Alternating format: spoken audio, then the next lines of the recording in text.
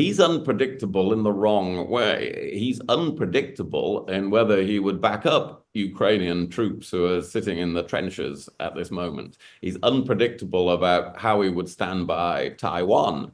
And if America doesn't stand by Taiwan, that threatens to produce a major international crisis, perhaps a greater crisis than any that we've had in recent years. So that's the wrong sort of unpredictability. Now, voting is beginning this morning in the US presidential election. Both candidates made their final pitches a few hours ago. Kamala Harris went to Pennsylvania. The state analysts think she has to win to become president. Donald Trump was in Michigan, and as this is radio, we can tell you he was looking more orange than we've ever seen him. I actually got a Farrow and Ball chart out at the beginning of the day. Charlotte's Lock is, I think, the name of the orange that he was. He spoke for more than 2 hours. Yet again, another incredible performance of hucksterish, folksy talking. Donald Trump also does sound like a Donald Trump impersonator as well. He's got the most extraordinary, ingenuous voice that just pours you directly into his character. William, America, the American right, the American centre-right has normalised Donald Trump. He is a 50% shot, maybe even slightly better to win the election. You, representing the British centre-right, you're not willing to do that, are you? That's what you've written in your column in The Times today.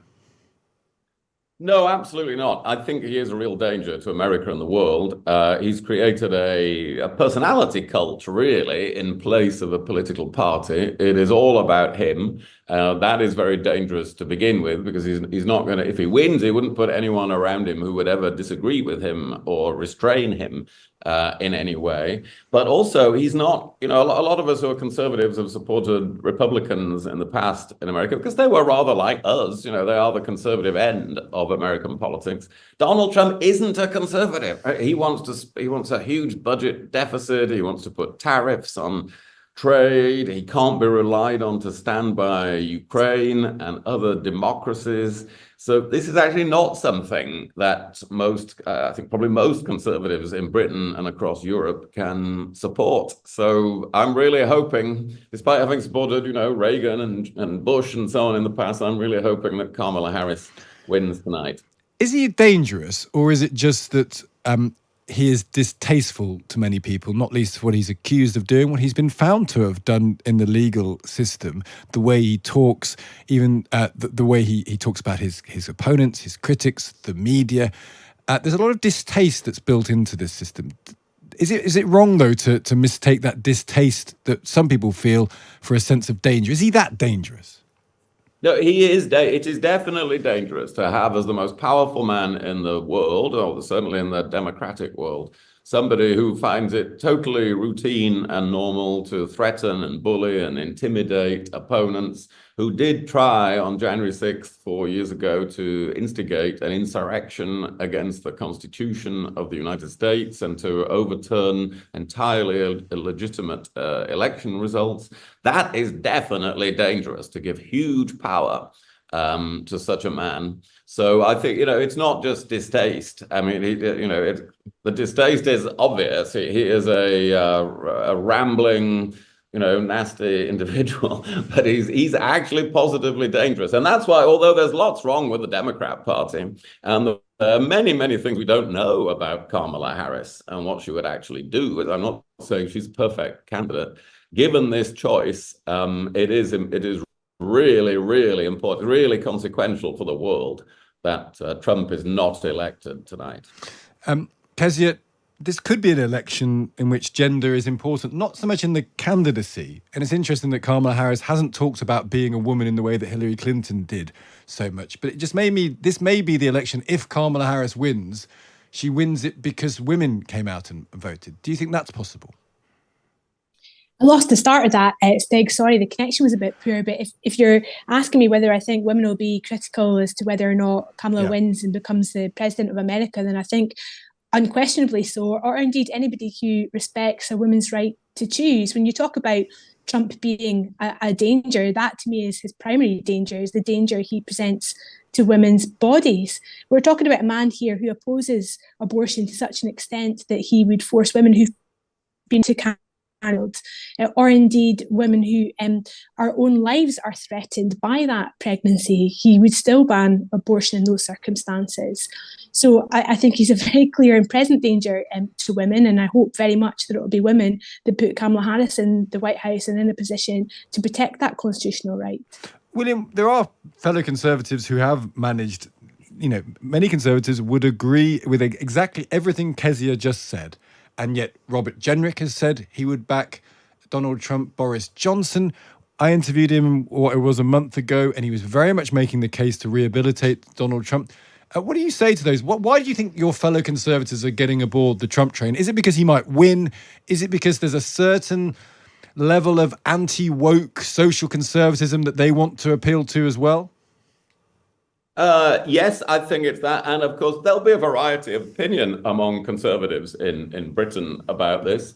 And so, if you're still in a political career and you're trying to please some of those people, well, then maybe it's a safe thing to keep endorsing the Republican side. I'm happily beyond that and don't need to please different parts of the Conservative Party. So I can just say what I like. And it's a long time since I was foreign secretary, so I don't have to be very diplomatic about it.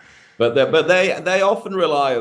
Boris Johnson has relied. I point this out in my column today. Relied on the argument that Trump is unpredictable, and that can be effective in the world. And that's a fair point to make, to discuss.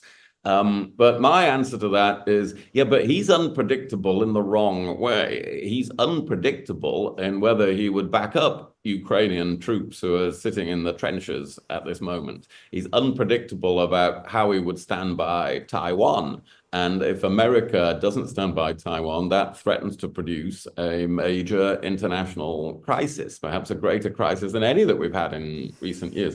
So that's the wrong sort of unpredictability. I was comparing in my column to Ronald Reagan. Well, he wasn't unpredictable. For all his faults, he had many faults, but he was not unpredictable in his support for democratic nations around the world. And so I disagree with those conservatives who take a different position.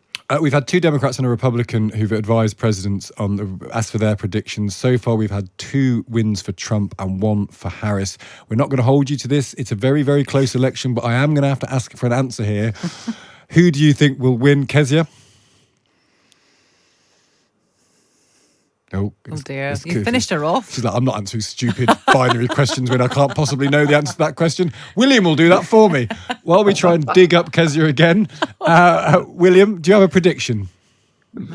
Well, not it's really 50-50. So there's no point. But if you force me into a prediction, well, I'll predict a very, very narrow win for Harris. But, I don't have any faith in that prediction. Let me stress that. It's too close to call in multiple states. Nobody really knows what's going to happen. But I'm hoping, but maybe it's wishful thinking, I'm hoping for that there's been a late surge that has appeared in 1 or 2 of the plethora of opinion polls for Kamala Harris. I'm hoping that will happen. And do you feel, just before we end this, that because in some ways a small win for Kamala Harris is the most dangerous to American democracy, because that's the victory that no one on the other side will accept. Are you worried about that?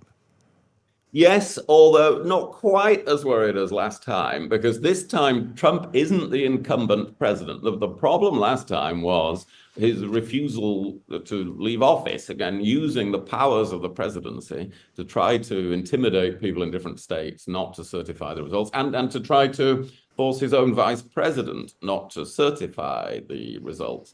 Now, because in this election, he is the opposition, not the incumbent, he can't pull as many levers as he tried to pull last time to overturn an election. So he could cause a lot of trouble, but he hasn't got the actual powers that he had last time. So, if Kamala Harris does win narrowly, that should be something that actually sticks. Kez, I think we've got you back now. Are you going to join William as a member of the woke liberal elite and predict a Kamala Harris victory, or what do you think will happen? Yes, I am, because I'm feeling hopeful, but I also think there's a really stark difference in their closing strategy. So when you listen to Trump speak, he starts from a basis of anger and asks the individual to act in that anger. Whereas when you listen to Kamala Harris's closing speeches, she creates this sense of positivity and community. Go and vote like everybody else around you is voting for me. And I just wonder, when it comes to turnout, knowing how decisive that's going to be, her strategy is much smarter in these final hours, and that will carry her over the line.